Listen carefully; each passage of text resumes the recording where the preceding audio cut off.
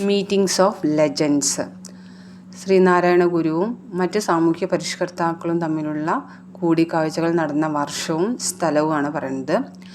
ശ്രീനാരായണ ഗുരുവും ചട്ടമ്പി സ്വാമികളും കണ്ടുമുട്ടിയത് അന്നിയൂർ ക്ഷേത്രത്തിൽ വെച്ചാണ്. അന്നിയൂർ ക്ഷേത്രത്തിൽ വെച്ച് 1882. അതുപോലെ കുമാരനാശാനും ശ്രീനാരായണ ഗുരുവും കണ്ടുമുട്ടിയത് 1891 കായിക്കര. അതുപോലെ ഡോക്ടർ പൽപു ശ്രീനാരായണ ഗുരുവിനെ സന്ദർശിച്ച വർഷമാണ് 1895 ബംഗളൂരിൽ വെച്ചിട്ടാണ്.